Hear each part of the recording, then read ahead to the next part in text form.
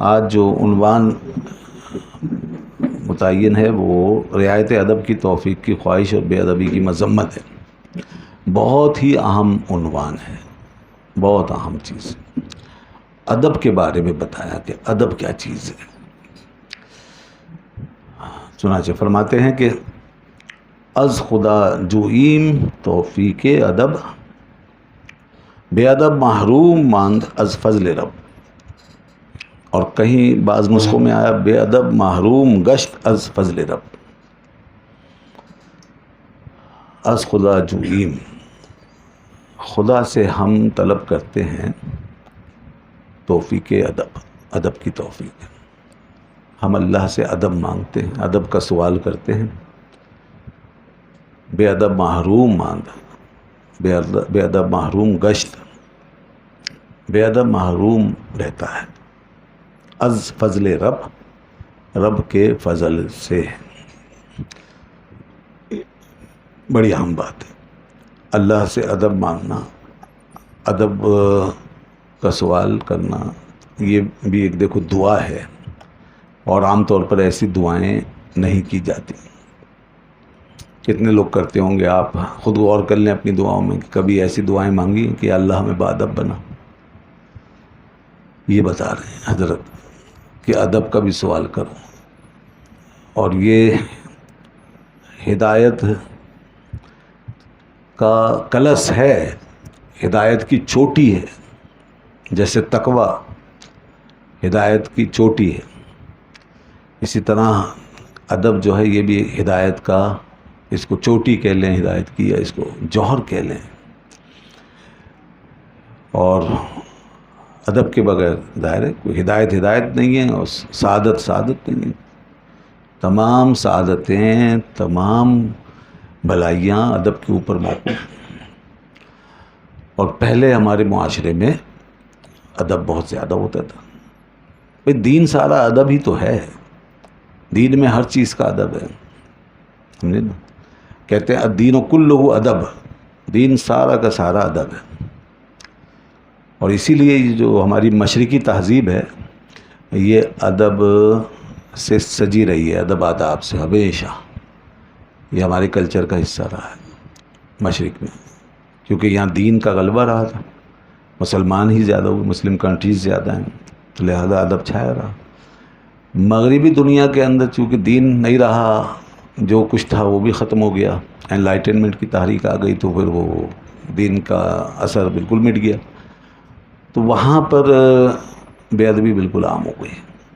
اتنی بے ادبی کہ اب ان کی رگ و پے میں بے ادبی گویا سرایت کیے ہوئے۔ اب ادب کو تو وہ سمجھتے ہیں تو وہ پتہ نہیں کوئی ایسی فضول قسم کی چیز ہے، آزادی کے خلاف ہے، انسانی عقل کے خلاف ہے، اور بالکل اس کو نہیں مانتے وہ۔ ادب ان کی سمجھ میں آتا ہی نہیں ہے، ریزنیبل چیز ہی نہیں ہے وہ۔ اور بے ادبی ان کے یہاں نبیوں کی بے ادبی ہو رہی ہے، ان کے مذہبی کتابوں کی اپنی بے ادبی ہو رہی ہے، کر رہے ہیں خود۔ اور اب وہ بے ادبی کا رخ ہماری طرف بھی کر لیا انہوں نے، جس طرح کا ماحول اب بنا دیا اس میڈیا کے ذریعے سے، میڈیا وار میں آ کر کے۔ تو اب وہ ہماری جو مقدسات ہیں ان کو نشانہ بنانے میں لگے۔ آگے بتائیں گے حضرت مولانا روم رحمۃ اللہ علیہ کہ بے ادبی اگر اس کو رخصت مل جائے تو یہ بے ادبی جو ہے اور بے ادب وہ ساری دنیا کو تباہ کر دیتا ہے، یہ دنیا کی تباہی کا باعث بن جاتی ہے۔ تو وہ آگے بتا رہے ہیں اگلے میں شعر میں۔ تو بہرحال ادب جو ہے یہ بہت بڑی چیز ہے، بڑی اہم چیز ہے۔ ادب کس کو کہتے ہیں؟ ادب کی تعریف کیا ہے؟ دیکھو ادب کے بارے میں ایک جامع بات یہ ہے کہ اندازہ و حد ہر شے نگاہ داشتن۔ ادب کہیں گے اندازہ و حد ہر شے نگاہ داشتن، یعنی ہر چیز کا کی حد اور اس کے اندازے پہ نگاہ رکھنا، ہر چیز کی حد اور اس کے اندازے پہ نگاہ رکھنا، یہ ادب ہے۔ ٹھیک ہے جی، اور پھر ادب کے اور بھی معنی آتے ہیں. یہ ہے وہ ادب جس کی ہم بات کر رہے ہیں. اسی کو پھر آپ ریسپیکٹفلنس اور ریگارڈ اور گڈ مینر اور جو بھی ہے، اور پرنسپل ٹو بی پرنسپلڈ، ایک آدمی کا باادب ہونا، سیلف کنٹرول، اپنے اوپر کنٹرول ہونا، ٹھیک ہے نا، اور مینر، ٹھیک ہے نا. تو یہ سب ادب ہے. ادب کی یہ تعریف ہے. ادب ہر چیز میں ہے، گویا ہر چیز، جیسے قول میں، فعل میں، انداز میں، طریقے میں، معاملات میں، انٹریکشن میں، لینے دینے میں، چلنے پھرنے میں، اٹھنے بیٹھنے میں، ہر چیز کا کہا نا، ہر چیز کا اندازہ و حد کل شے، نگاہ داشت، ہر چیز کی حد اور اس کا اندازہ یہ آپ کی نگاہ میں رہے بس. تو ہم میں سے بہت سے لوگ سمجھتے ہیں کہ ادب صرف باتوں میں ہوتا ہے، اس کا ہمارے مینر سے، ہمارے افعال سے، اعمال سے کوئی تعلق نہیں. ادب ہمارے اعمال میں بھی، ادب اٹھنے بیٹھنے میں بھی ہے، ہمارے رویوں میں بھی ہے، حتیٰ کہ ہمارے اعضاء کے جو اشارے ہیں، آنکھوں کے اشاروں میں اور ہمارے ہاتھوں کے اشاروں میں، ان چیزوں میں بھی ادب ہے. اور اس میں بے ادبی بھی ہوتی ہے باقاعدہ. اگر یہ اشارے غلط طور پہ کیے جائیں تو بے ادبی ہے. اور یہ بات آپ نے پڑھ رکھی ہوگی کہ علماء کا اس بات پر اتفاق ہے کہ نبی کریم صلی اللہ علیہ وآلہ وسلم کی شان میں کسی اشارے سے بھی اگر گستاخی کی گئی تو یہ بھی کفر ہے. اشارہ بھی کفر ہو جائے، کیونکہ اشارے میں بھی بے ادبی ہوتی ہے. تو اس لیے یہ ادب جو ہے نا ساری چیزوں کے اندر ہی ہے. تو یہ ادب ہے. گویا کہ ادب روکتا ہے ہمیں غلط چیز سے، غلط باتوں سے، بے ادبی سے، گستاخی سے. یہ نگاہ رکھنا یہ ہمیں روکتا ہے، ہمیں پابند کر دیتا ہے، اور ہر مقام پر ہمیں آگاہ رکھتا ہے، باخبر رکھتا ہے کہ بھئی ہمیں یہاں پر کیا کرنا ہے. تو جس جگہ ہیں، جس کے سامنے، اس کی حیثیت سے پھر اپنے اوپر نگاہ رکھیں گے. اب ماں باپ کے سامنے ہیں تو ماں باپ کا ادب بھی ہے، ماں باپ کا ادب ملوز رہے گا. جیسے قرآن نے فرمایا وَلَا تَقُل لَهُمَا اُفٍّ وَلَا تَنْهَرْهُمَا، کہ ان کو اف تک نہ کہو اور انہیں جھڑکو نہ. تو یہ ماں باپ کے لیے آیا. پھر پیر و مرشد کا ادب ہوتا ہے، اور ماں باپ سے زیادہ پیر و مرشد کا ادب ہوتا ہے، کیونکہ وہ ایک رہنما ہے، اس سے روحانی تربیت ہوتی ہے، تو اس کا پھر ادب ہے. اور پھر استاذ کا ادب ہے، اس سے بھی بڑھ کر استاذ کا ادب ہے، کیونکہ استاذ جو ہے وہ شرعی رہنما ہے اور وہ شریعت سکھانے والا ہوتا ہے. تو شریعت جو ہے وہ طریقت سے اور روحانی علوم سے افضل ہے. لہذا استاذ کا ادب ماں باپ سے بھی زیادہ ہے اور پیر و مرشد سے بھی زیادہ ہے. اور اس کے اوپر پھر اور جیسے مقدس شخصیات ہیں، ہماری اولیاء اللہ ہیں، مشائخ ہیں، ہمارے اسلاف ہیں، ان کا ادب ہے. اور پھر اسی طرح اور اوپر جائیں، تابعین، تبع تابعین کا ادب، صحابہ کا ادب، پھر ازواج مطہرات، اہل بیت اطہار، ان سب کا ادب ہے. اور پھر انبیاء کا ادب ہے. پھر سب سے اوپر اللہ رب العزت کا ادب، خدا کی ذات کا ادب جو سب سے زیادہ، اور پھر جو اس کے حکم کے تحت ہے وہ سب سے زیادہ ہے. جیسا کہ اللہ پاک فرماتا ہے ان العزت للہ ولرسولہ وللمؤمنین، بے شک عزت اللہ کے لیے ہے، اس کے رسول کے لیے اور مومنوں کے لیے. تو اس کا مطلب ان سب کا ادب. مومنین میں بھی دیکھیں گے کہ ہر مومن کے ادب کا ایک تقاضا ہے، اس کو پورا کرنا چاہیے. عام مومنین کے لیے عام سا ادب ہے، خاص مومنین کے لیے خاص ادب ہے، بزرگ مومنین کے لیے اور زیادہ ادب ہے. جیسا کہ حدیث پاک میں آیا من لم یرحم صغیرنا ولم یوقر کبیرنا فلیس منا، جس نے ہمارے چھوٹوں پر رحم نہیں کیا اور ہمارے بڑوں کی توقیر نہیں کی تو ہم میں سے نہیں. تو جناب ادب پہلا کرینہ ہے محبت کے کرینوں میں.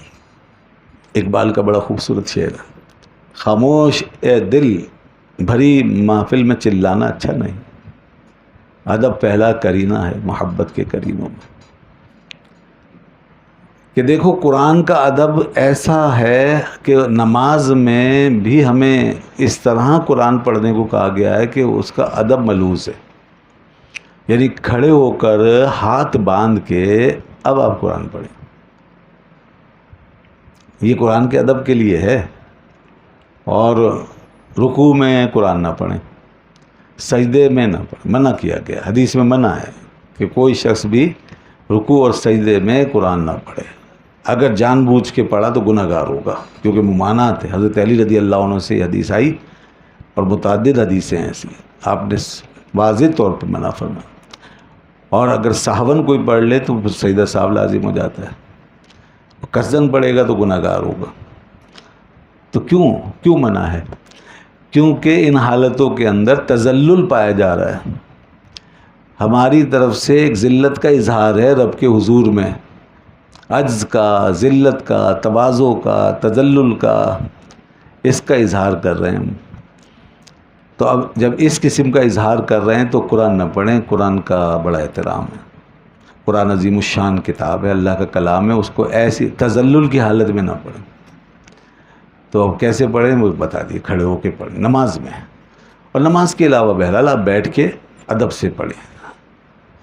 ٹھیک ہے, یہ تو قرآن کا ادب بتایا ہے, نماز کے اندر ملحوظ.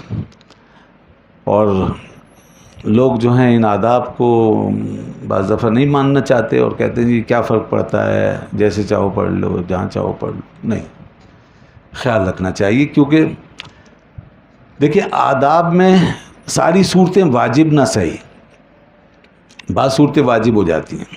جہاں پر بے ادبی متعین ہو جائے وہاں ادب واجب ہو جائے گا اور بے ادبی سے بچنا لازم ہو جائے گا. بے ادبی کا تعین ایک تو شریعت سے ہوگا, دوسرا عرف سے ہوگا. عرف میں ایک چیز کو متفقہ طور پہ بے ادبی سمجھا جا رہا ہے تو اس وقت معاملہ سیریس ہو جائے گا اور شریعت بھی اس کو لازم قرار دے گی, یعنی وہاں پر ادب کو لازم قرار دے دے گی اور بے ادبی سے بچنا ضروری ہوگا. ایک تو یہ صورت. اور کہیں جو ہے ادب واجب تو نہیں ہے, مستحب کے درجے.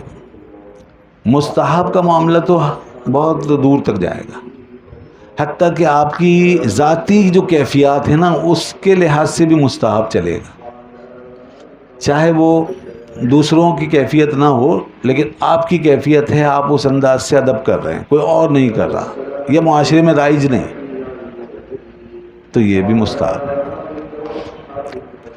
جیسے کہیں قرآن پاک رکھا ہے تو اس طرح پیٹ کر کے نہیں جا رہے, ٹھیک ہے نا.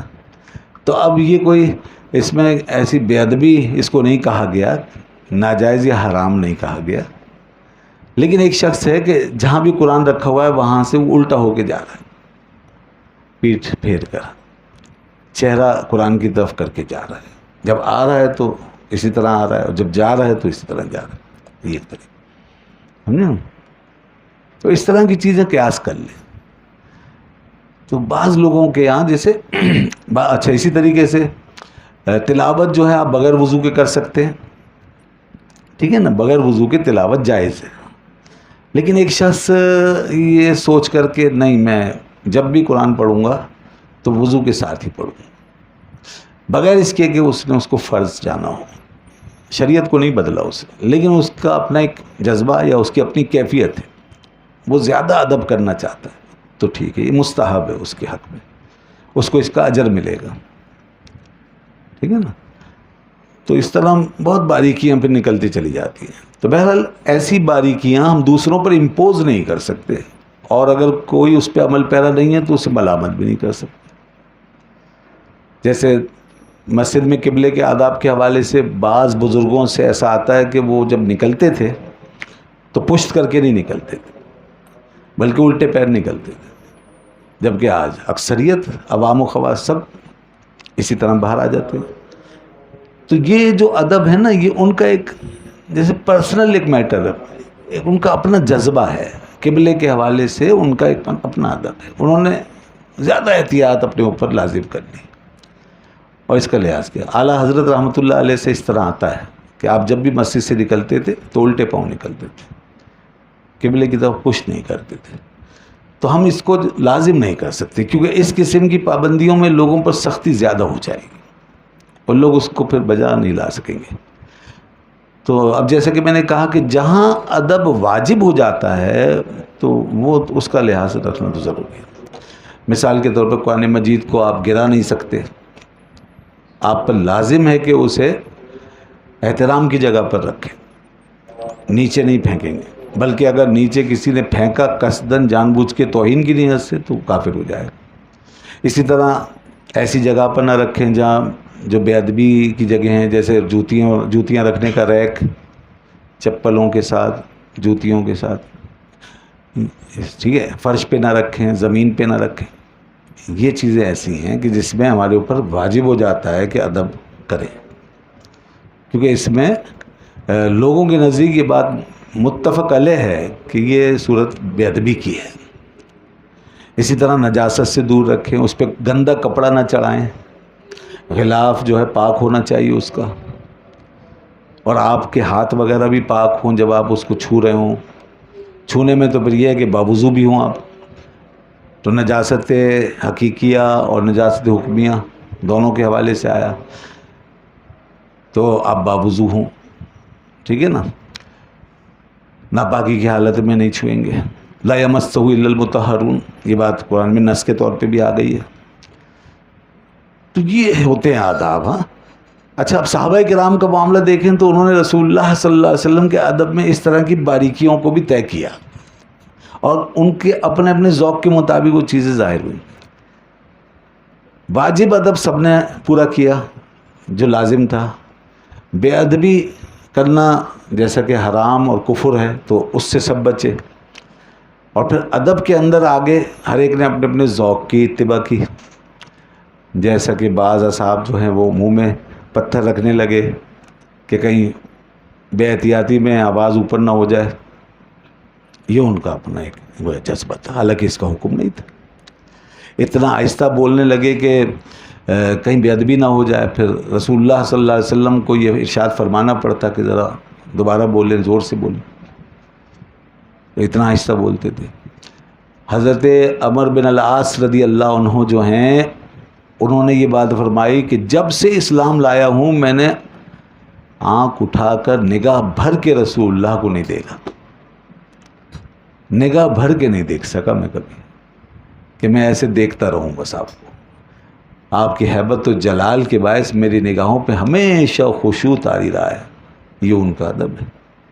حضرت عثمان غنی رضی اللہ عنہ فرماتے جس ہاتھ سے رسول اللہ صلی اللہ علیہ وسلم کی بیعت کی ہے وہ ہاتھ کبھی اپنی نجاست کی جگہ پہ استعمال نہیں کیا.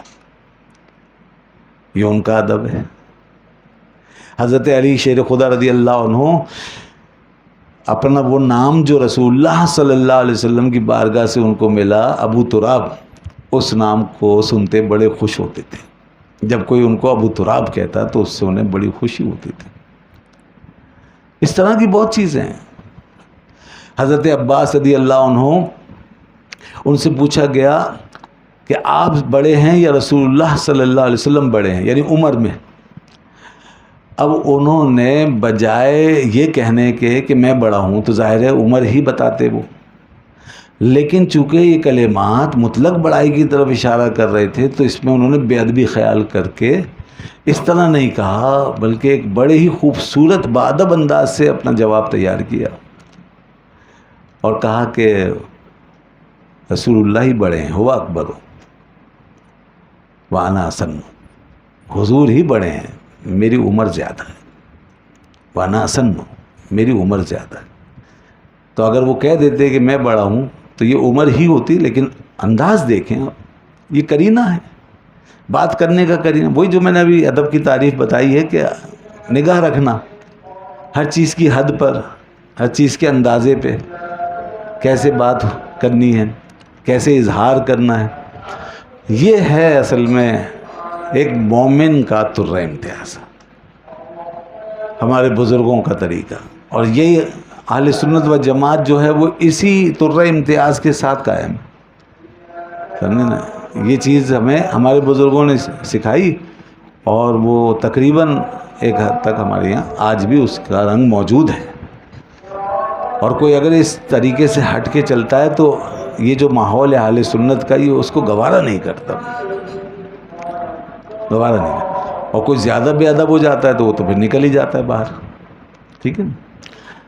تو یہ اللہ کا شکر ہے کہ یہ ادب جو ہے جس کے حصے میں بھی آیا تو وہ خوش نصیب ہے. اس لیے کہتے ہیں با ادب با نصیب اور بے ادب بے نصیب. تو ادب جو ہے نا یہ محبت کی شرط بھی ہے. محبت کی پہلی شرط جیسا کہ اقبال کہہ رہے ہیں ادب پہلا کرینہ ہے محبت کے کرینوں میں. اور ادب جناب یہ ایمان کی جان بھی ہے، ایمان کی بنیاد بھی ہے. اور ادب ہی سے تمام روحانی کمالات جو ہیں وہ بھی حاصل ہوتے ہیں. جی ہاں، ہمارے صوفیاء کرام نے کمال ادب کے ساتھ روحانی کمالات میں اضافہ کیا ہے. اپنے شیوخ کی بارگاہوں میں اور اپنے اکابر کے ساتھ کمال ادب سے پیش آئے تو انہوں نے یہ منزلیں طے کی. بے ادبی نہیں، اور ذرا سی کہیں بے احتیاطی ہو گئی تو اس کا انہیں خوب اندازہ ہوا کہ ہم سے کیا چیز سلب ہو گئی. اور کہیں اگر انہوں نے کوئی ادب کی مثال قائم کی اور کوئی ایسا ادب بجا لائے کہ جو معمول سے ہٹ کر تھا، ایکسٹرا آرڈینری، تو اس سے ان کو جو کمالات نصیب ہوئے وہ بھی سبحان اللہ. جیسے حضرت امام ربانی مجدد الفسانی رحمۃ اللہ علیہ، آپ کو ایک چیز سے بہت فائدہ ہوا. ایک عمل تھا، وہ ادب کا عمل تھا، اور اس سے آپ کو بہت فائدہ. وہ آپ نے بیان فرمایا کہ اس سے فقیر پہ کیا کچھ کھل گیا اس کا لوگ اندازہ نہیں کر سکتے. اور وہ ادب یہ تھا کہ نام پاک اللہ جل جلالہ کا کسی نجاست کی جگہ میں پڑا ہوا دیکھا تو وہاں سے فوراً انہوں نے اس کو اٹھایا اور اٹھا کر کے اس کو دھویا، صاف کیا، اور پھر اس کے بعد اس کو خوشبو سے معطر کیا اور عزت کی جگہ پہ رکھ دیا. یہ جو عمل آپ نے فرمایا اللہ جل شانہ کے نام پاک کے ساتھ ادب کا جو معاملہ آپ نے کیا، فرماتے ہیں اس کی برکت سے فقیر کو بڑی روحانی ترقی نصیب ہوئی. تو بھائی ادب سے دیکھو بات یہ ہے قربت ہوتی ہے. با ادب آدمی جب بھی پیش ہوتا ہے تو اس سے محبت ہو جاتی، اور بے ادب آدمی سے کوئی محبت نہیں کرتا. ہم آپس کے معاملات میں بھی ایسے ہی دیکھتے ہیں. تو خدا رسول کی بارگاہ میں بھی قربت جو ہے صرف ادب سے ہی میسر ہے. جتنا ادب احترام زیادہ سے زیادہ کیا جائے. ٹھیک ہے نا. مدینہ پاک کا ذکر ہو تو ادب کو ملحوظ رکھا جائے، وہاں کی حاضری کی بات ہو. ہمارے حضرت نے ایک بڑی زبردست بات ہمیں سمجھائی، ہمیشہ کے لیے دماغ میں بٹھا دی، اور وہ ایسی بات ہے کہ ہزاروں باتوں کی چابی ہے. ہوا یہ کہ ایک دفعہ حضرت ہم کے جو صاحبزادے ہیں مسرور میاں، وہ تشریف لے گئے تھے حج کے لیے، عمرے کے لیے گئے تھے غالباً. تو وہاں پر مدینہ پاک میں تھے. تو حضرت یہاں پر تشریف فرما تھے، ایک محفل میں ہم بیٹھے ہوئے تھے. تو میں نے حضرت سے پوچھا کہ مسرور میاں کیسے ہیں؟ ٹھیک ہے، گئے ہوئے ہیں. میں نے پھر دوسرا سوال یہ کیا کہ وہاں کا موسم کیسا ہے؟ تو حضرت نے فرمایا فقیر نے اس کے بارے میں کبھی پوچھا نہیں. مطلب یہ ہے کہ وہاں جیسا بھی ہے موسم ہے، جو بھی ہے سب اچھا ہے، اس کے بارے میں پوچھنے کی ضرورت ہی نہیں. یہ ایسی بات تھی، بڑی باریک بات تھی، بڑا اچھا سبق ملا. حقیقت ہے اچھا ہی ہے. اور کوئی اگر کہے کہ نہیں اچھا نہیں تھا، موسم ایسا تھا یا ویسا تھا، تو یہ مطلب یہ کہ آداب پھر متاثر ہوتے ہیں، انسان کی کیفیات متاثر ہوتے ہیں. کوئی وہ گناہ نہیں ہے. میں نے جیسے بتایا ادب کے بارے میں، واجب ادب اور ہے، مگر مستحب کا ایک بہت بڑا دائرہ ہے. مستحب کی کوئی حد نہیں ہے. یعنی آپ کی کیفیات پھر زیادہ سے زیادہ مؤدبانہ ہوں تو وہ زیادہ اچھا ہے. تو اب اس میں کوئی ایسی بات نہیں ہے.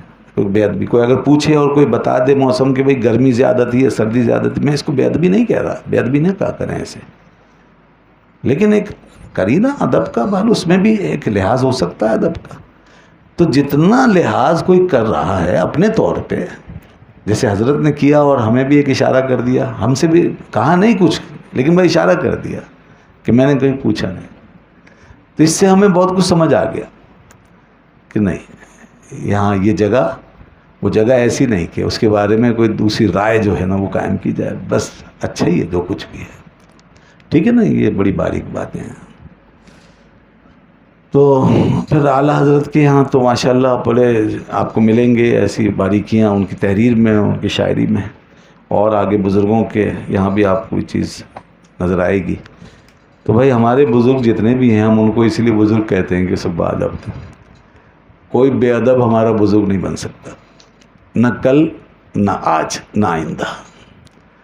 بے ادبوں کے لیے کوئی گنجائش نہیں ہے ہمارے دل میں دماغ. آج کل لوگ تقریریں کر رہے ہیں یا نعت خوانیاں بھی کر رہے ہیں، تو جس طریقے سے نعتیں پڑھی جا رہی ہیں اور جس طریقے سے تقریر میں بعض لوگ، سب نہیں، بعض لوگوں کا انداز دیکھیں، اور مختلف مسلکوں سے تعلق رکھنے والے بھی ہیں، تو مطلب یہ ہے کہ ایک باادب آدمی کو گوارا نہیں ہوگا، اور انسان کے دماغ پہ ایک چوٹ لگے گی، دل پہ ایک چوٹ لگے گی کہ بھئی یہ کیا بات ہے، کیسی بات ہے.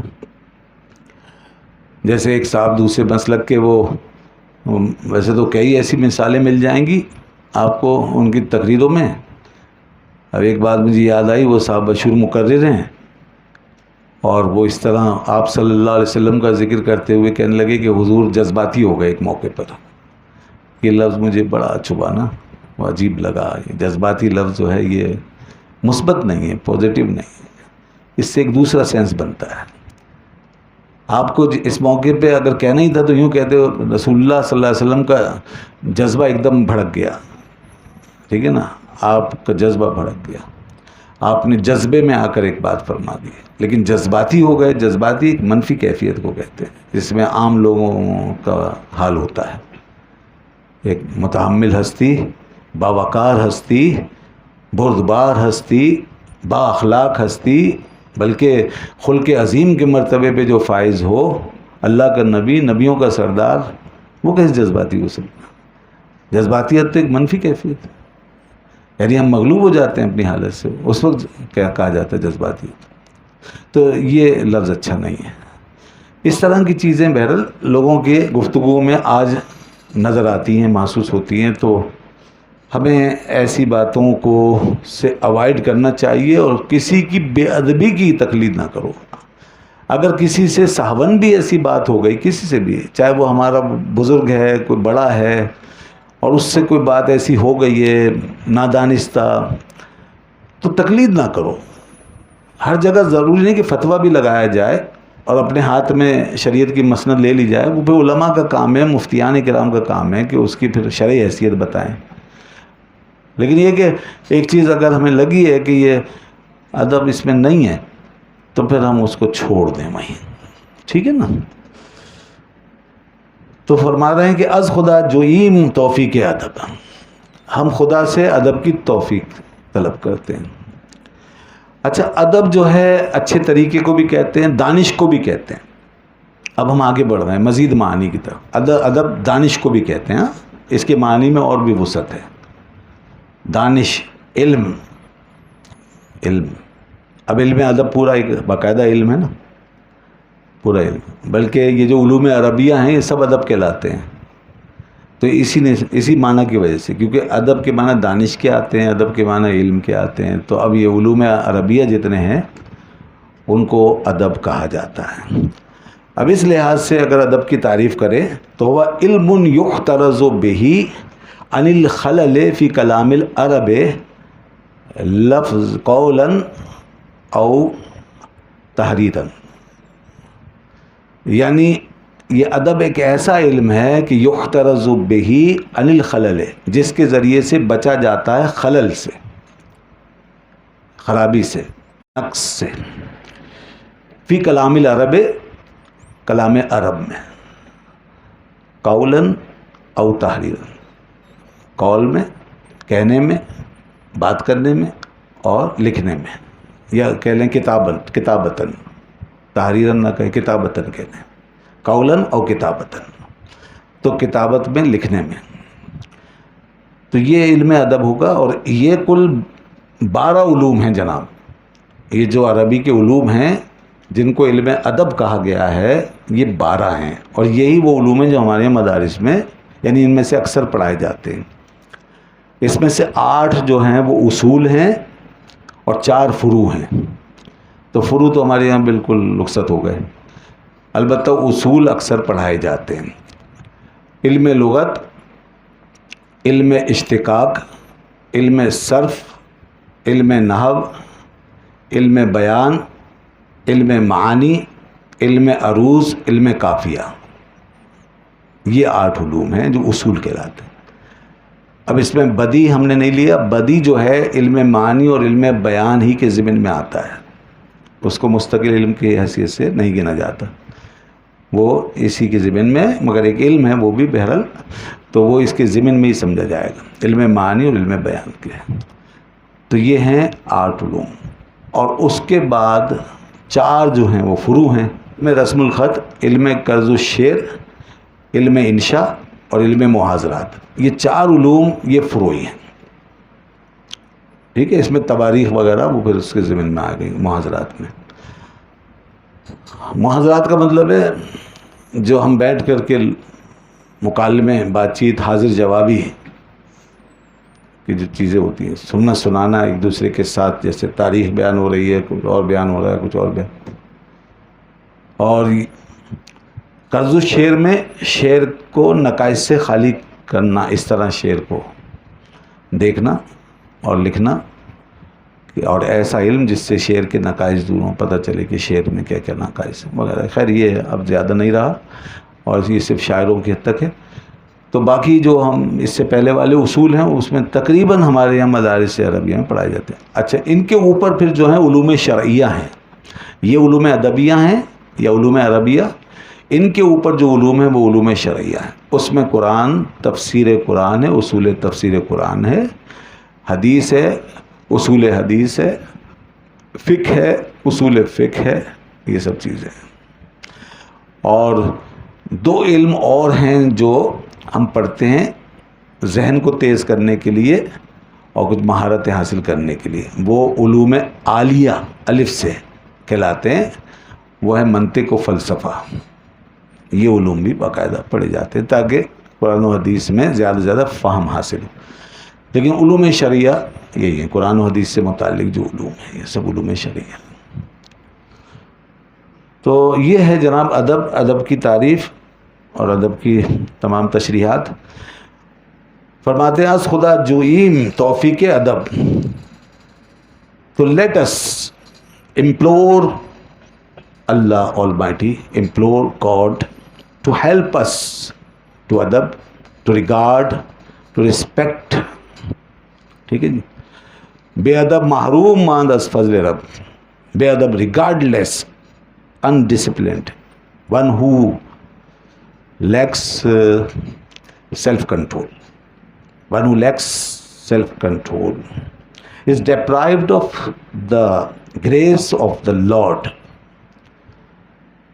یہ اس کا انگلش میں